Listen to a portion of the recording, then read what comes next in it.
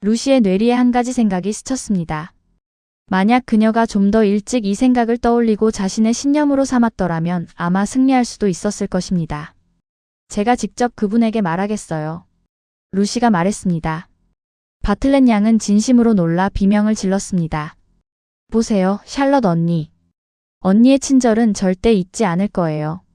하지만 언니가 말씀하셨듯 이건 제 일이에요. 저와 그 사람의 일이라고요. 그래서 그에게 매달려 제발 비밀을 지켜달라고 구걸이라도 하겠다는 거니? 천만에요. 어려울 것 없어요. 무엇을 묻든 그분은 예 아니오로 대답할 거고 그럼 끝나는 거예요.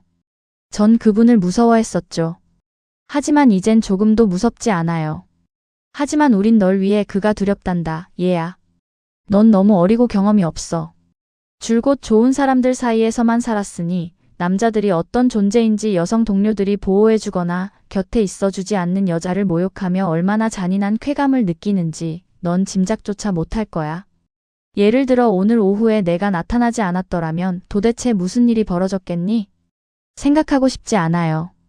루시가 엄숙하게 대답했습니다. 그 목소리에 담긴 묘한 뉘앙스 때문에 바틀렛 양은 더 강한 어조로 질문을 되풀이했습니다. 내가 오지 않았더라면 무슨 일이 있었겠느냐 말이다. 생각이 안 난다니까요. 루시가 다시 답했습니다. 그가 널 모욕했을 때 넌 어떻게 대꾸했겠니? 생각할 겨를이 없었어요. 언니가 오셨으니까요. 그래, 하지만 지금이라도 말해보렴. 어떻게 했을 것 같니? 전 아마 루시는 말을 멈췄습니다. 그녀는 빗물이 흐르는 창가로 다가가 어둠 속을 뚫어지게 응시했습니다. 그녀로서도 자신이 어떻게 행동했을지 도무지 알 수 없었습니다. 창가에서 떨어지렴, 얘야. 바틀렛 양이 말했습니다. 길에서 누가 보겠다. 루시는 순종했습니다. 그녀는 사촌 언니의 영향력 아래 놓였습니다. 처음에 스스로 시작했던 그 자학적인 분위기에서 벗어날 힘이 없었죠. 그 뒤로 두 사람 중 누구도 조지를 직접 만나 이 문제를 해결하겠다는 제안을 다시 꺼내지 않았습니다. 바틀렛 양은 이제 애처로운 태도를 취했습니다. 오, 진짜 남자다운 남자가 한 명이라도 있다면? 여긴 너랑 나, 여자 둘뿐이잖니. 비브 목사님은 가망이 없고 이거 목사님은 네가 믿지 않으니. 오, 내 남동생이 여기 있다면? 비록 어리지만 누이가 모욕당했다는 걸 알면 사자처럼 일어났을 텐데. 기사도 정신이 아직 죽지 않았음에 감사할 뿐이다. 여성을 숭배할 줄 아는 남자가 여전히 남아있으니 말이야. 그녀는 말을 하면서 끼고 있던 여러 개의 반지를 빼서 핀 쿠션 위에 나란히 놓았습니다. 그러고는 장갑 속에 바람을 불어넣으며 말했습니다. 아침 기차를 타려면 꽤 서둘러야겠지만 노력해봐야겠지. 무슨 기차요? 로마행 기차 말이다. 그녀는 자신의 장갑을 깐깐하게 살폈습니다. 루시는 그 통보를 마치 아무 일도 아니라는 듯 덤덤하게 받아들였습니다. 로마행 기차는 언제 떠나나요? 8시란다. 베르톨리니 부인이 당황하실 텐데요. 그건 감수해야지. 바틀렛 양은 이미 퇴실 통보를 마쳤다는 말은 굳이 하지 않았습니다. 부인이 일주일치 하숙비를 다 내라고 할 거예요. 아마 그렇겠지.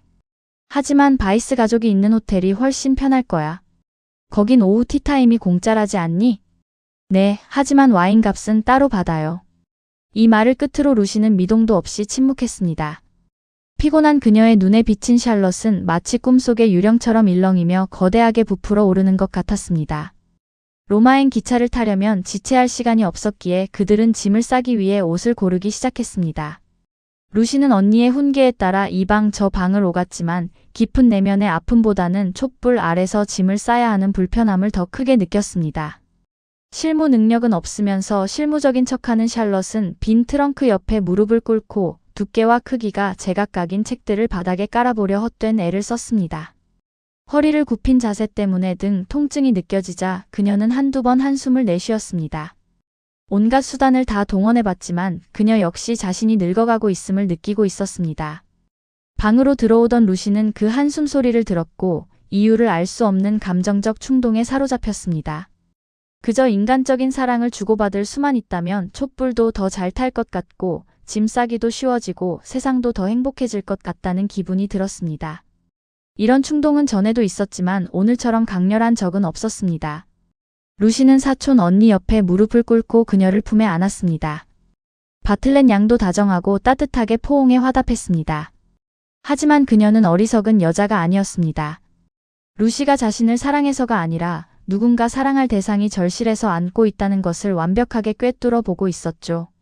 잠시 후 그녀가 입을 열었을 때 그 목소리에는 불길한 예감이 서려 있었습니다. 사랑하는 루시야, 내가 날 용서해 줄 수 있을까?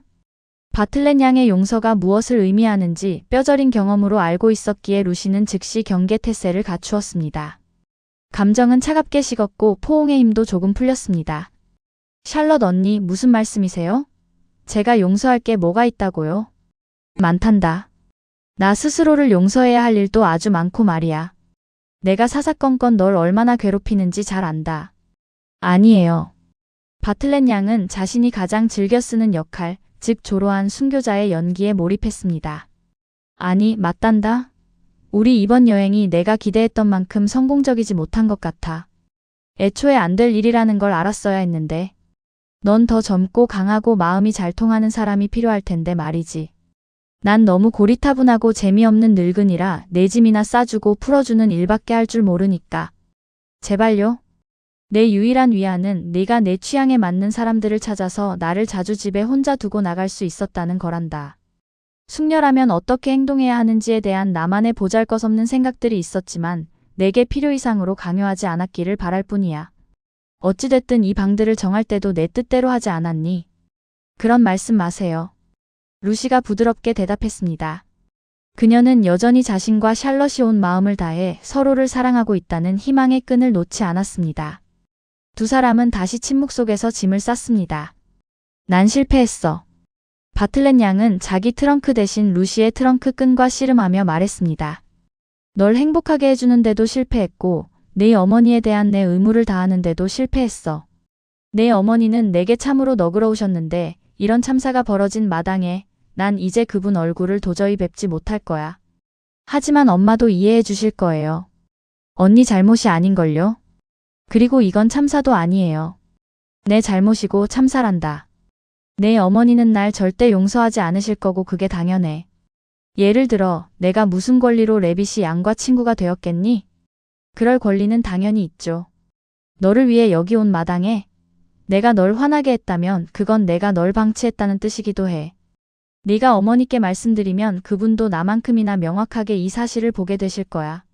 상황을 모면하고 싶었던 비겁한 마음에 루시가 말했습니다. 엄마가 왜 이 일을 아셔야 하죠? 하지만 넌 어머니께 모든 걸 말씀드리잖니? 대체로 그렇긴 하죠. 내 신뢰를 깨뜨릴 용기는 없구나. 거기엔 신성한 구석이 있으니까. 네가 어머니께 도저히 말씀드릴 수 없는 일이라고 느끼지 않는 이상은 말이다. 루시는 이런 식으로 비굴해지고 싶지 않았습니다. 당연히 말씀드렸을 거예요. 하지만 엄마가 언니를 조금이라도 비난하실까봐 걱정되니 그러지 않겠다고 약속할게요. 기꺼이 그럴게요. 엄마에게나 그 누구에게도 이 일에 대해 절대 말하지 않을게요. 그녀의 약속은 길게 끌던 면담을 갑작스럽게 끝냈습니다. 바틀렛 양은 루시의 양볼에 가볍게 입을 맞추고는 잘 자라는 인사를 건네며 그녀를 방으로 보냈습니다. 잠시 동안 원래의 고민은 뒷전으로 밀려났습니다. 조지는 시종일관 무례한 놈처럼 행동했던 것 같고 어쩌면 그것이 결국 사람들이 내릴 결론일지도 모릅니다. 현재로서는 루시는 그를 무죄라 생각하지도 정죄하지도 않았으며 판단 자체를 유보했습니다. 그녀가 그를 판단하려 할 때마다 사촌 언니의 목소리가 끼어들었고 그 후로는 줄곧 바틀렛 양이 주도권을 쥐었습니다. 칸막이 벽의 틈새로 한숨을 내뱉는 소리가 들리는 저 샬럿 바틀렛, 결코 고분고분하지도 겸손하지도 변덕스럽지도 않았던 그녀 말입니다. 그녀는 마치 위대한 예술가처럼 일했습니다. 한동안 사실 수년 동안 그녀는 아무런 의미가 없는 존재처럼 보였지만 결국 루시의 눈앞에 완전한 그림 한 점을 완성해 보였습니다. 그것은 젊은이들이 분별력을 배우기 전까지 파멸을 향해 질주하는 즐거움도 사랑도 없는 세상의 그림이었습니다. 악을 피할 수는 있을지 몰라도 결코 선을 가져다 주지는 못하는 조심성과 장벽으로 가득한 부끄러운 세상의 그림이었죠. 루시는 이 세상이 발견한 가장 가슴 아픈 불의를 겪고 있었습니다. 그녀의 진심과 공감 및 사랑에 대한 갈망이 외교적인 술수로 이용당한 것입니다. 이런 상처는 쉽게 잊히지 않습니다. 이후로 그녀는 거절에 대비한 충분한 고려와 예방책 없이는 결코 자신을 드러내지 않게 되었습니다. 그리고 이러한 잘못은 영혼의 재앙과도 같은 반응을 불러올 수 있었습니다. 문종 소리가 울리자 그녀는 덧창 쪽으로 움찔하며 다가갔습니다. 창에 닿기 전 그녀는 주저하다 몸을 돌려 촛불을 불어 껐습니다. 그래서 비에 젖은 채 아래 서 있던 남자는 위를 올려다보았음에도 그녀를 보지 못했습니다. 그가 자기 방으로 가려면 루시의 방을 지나야 했습니다. 루시는 여전히 옷을 입은 채였습니다. 그녀는 복도로 살짝 나가서 그가 일어나기 전에 떠날 것이며 우리의 기이한 교류는 끝났다고 말해줄까 하는 생각이 들었습니다. 그녀가 과연 그럴 용기가 있었을지는 증명되지 않았습니다. 결정적인 순간 바틀렛 양이 방문을 열고 말했기 때문입니다. 에머슨 씨, 거실에서 잠시 드릴 말씀이 있습니다. 곧 발소리가 들려왔고 바틀렛 양이 말했습니다. 안녕히 주무세요, 에머슨 씨. 무겁고 피곤한 숨소리만이 유일한 대답이었습니다. 보호자로서의 임무를 마친 것이죠. 루시는 소리내어 울었습니다. 사실이 아니야. 이게 다 사실일 리 없어. 혼란스럽고 싶지 않아. 빨리 어른이 되고 싶어. 바틀렛 양이 벽을 두드렸습니다. 어서 자거라, 얘야. 푹 쉬어야 한단다. 다음 날 아침 그들은 로마로 떠났습니다.